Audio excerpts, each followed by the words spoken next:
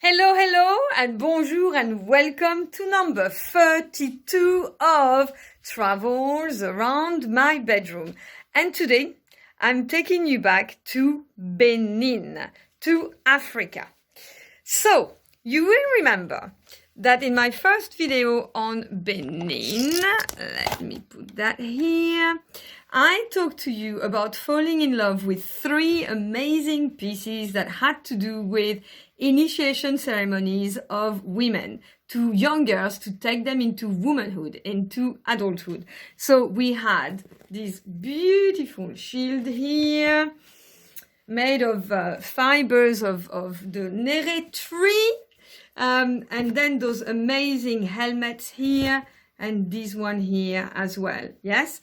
So the reason that I really wanted to go to Benin, it's always been on my list, like Togo. It's because it's one of the cradles of voodoo, and I've talked to you about voodoo before when I did the first video on Benin, and then the other video on Haiti, and also a little bit about the video in Brazil when I talked about candomblé. But the other main reason for going to Benin is because Benin is the cradle of the Amazon warriors. So you've all heard about the Amazon warriors. You all have these pictures of Wonder Woman in your head, and of these women that had a breast cut in order to carry their bow and arrow and to shoot. So the Amazons I'm going to talk to you about are full-breasted, and they come from the kingdom of Dahomey, and the kingdom of Dahomey is the old name that used to be used for Benin. And we know that they existed. They are not a myth, because they existed between the 17th century and the 19th century. And we have pictures. So I've got a few pictures for you here. I've got one here. So these are the Amazon warriors of the kingdom of Dahomey, of Benin. And here you are, they're handling guns. So not to be messed with, I can tell you. So, at the end of my work at the Panjari National Park, I had a week to go and do a little bit more travel, and I met a guide, a woman guide. I really wanted to actually do this experience with a woman named Cleopatra. Now, can you imagine being called Cleopatra already? So I knew that something amazing was going to happen with a guide called Cleopatra, and it did. So before I tell you what happened, let me tell you a little bit more about the Amazon warriors. So they were created by a woman, a queen who was born as a twin sister to her brother called Akaba. Now, what happened is that Akaba went to war and died on the battlefield. And at the time, the queen, who was called Hangbe, she had a younger brother, but the younger brother was too young to become a king. So she took over and she became a regent, and she went to the battlefield and she created this army of women. And she won the battle. And she was a regent for 2 years. But then, young brother didn't like his sister to be the queen, so he took over. And in fact, what happened is that Hangbe disappeared from history. She was erased from history, because we know that history is always written by the men and the winners. So thankfully, she's come back to light now, which is absolutely fantastic. So so that happened between the 17th century and the 19th century. And it was amazing to look at how they were recruited. Yes, they were either recruited because they volunteered, or they were the wives of the king. So actually, the way that the Amazon warriors, Amazon is a word that the Europeans gave to these women. These women called themselves something else. So they called themselves Ahosi. Sorry, I've got a few notes just to make sure I get it right, which means the king's wives, or Mino, which means our mothers. And so they were either the king's wives, either they volunteer, or they were voluntarily nominated by their parents, because they would be girls who had a certain level of, personality, and would stand up to their parents or to authority. And that's what the army needed, strong women. And so their parents would go to the king, would complain, and then the king would recruit them as part of the army.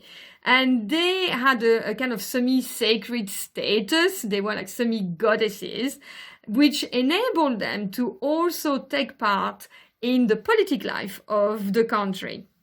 And they would sit in government. And one of the things that is very particular to them is that not against or instead, oh my God, I forgot my word. It's not coming back, so I'll try to explain it in a different way.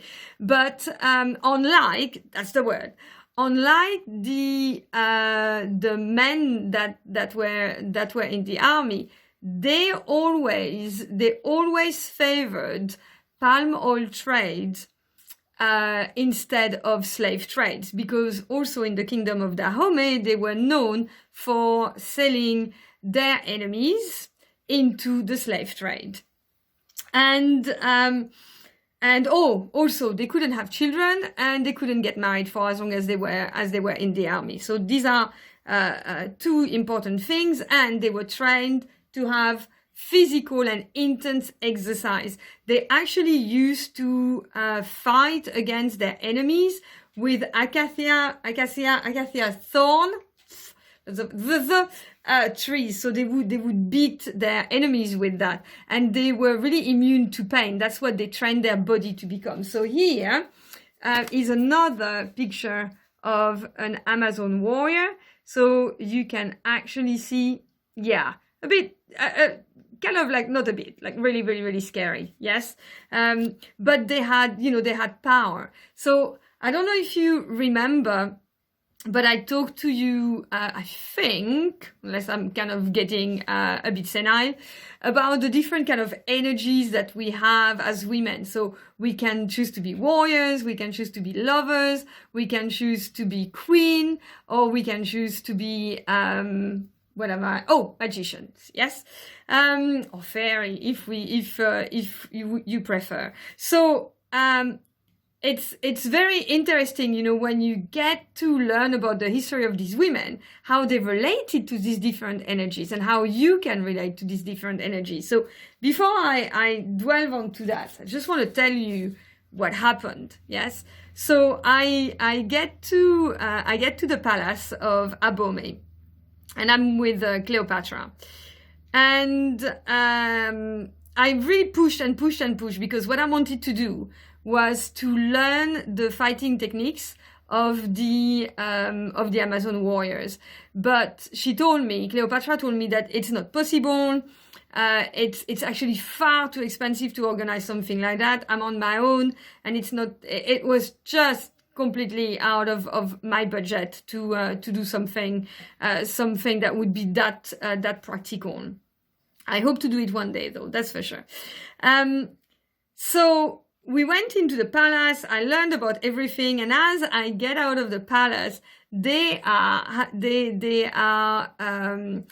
blessing. They're having a blessing ceremony for the new priest of the king, which basically never ever happens, yes? So I was so lucky, it was amazing. And then Cleopatra made me a beautiful surprise. She managed, through her contacts, to organize an audience with the Queen Mother, who is the direct descendant of Queen Hangbe. So we jump on our little motorbikes, and then we go and see Queen Mother.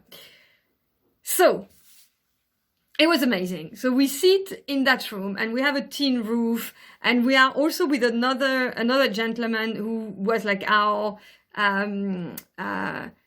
key, I would say, to enter in the world of the Queen Mother. And we sit here, and she starts telling me about the story of Hangbe. And as she talks to me about the story of Hangbe, the more and more it is obvious that she becomes Hangbe, and that I have Hangbe talking to me. Like, I got confused a little bit at the beginning, and I thought, what the hell is going on? And she starts getting really upset about the unfairness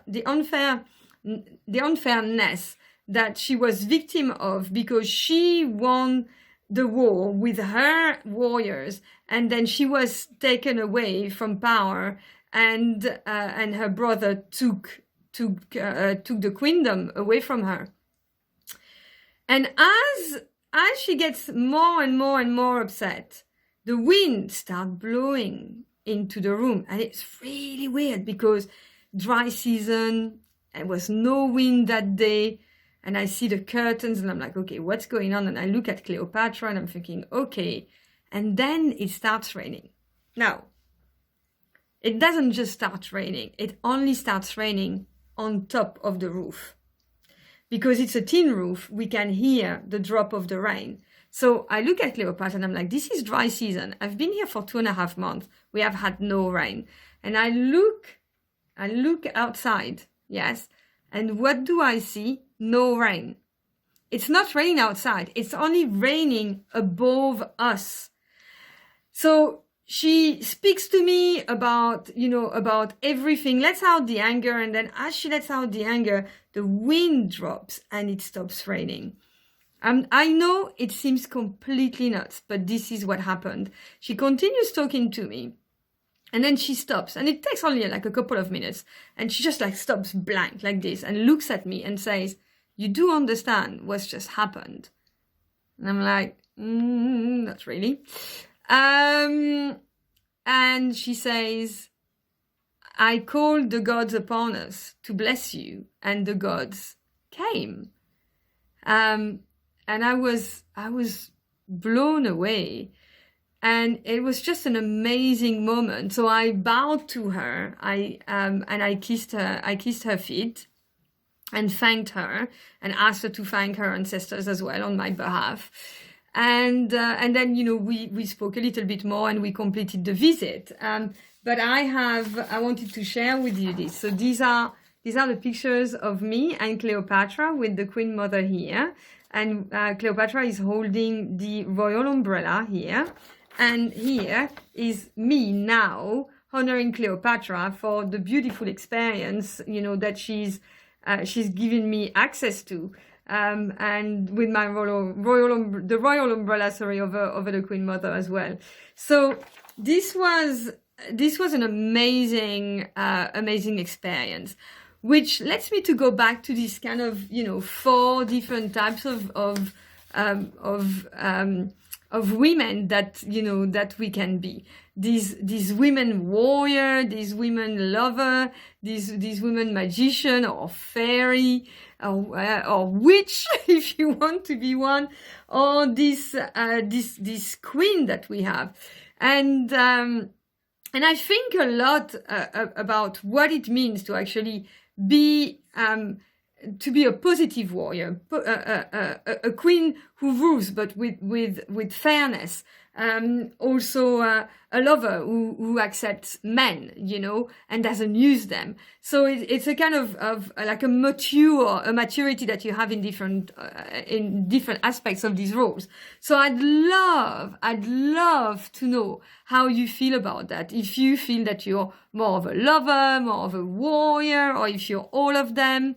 And let's start a little chat around this. I'd love to know that.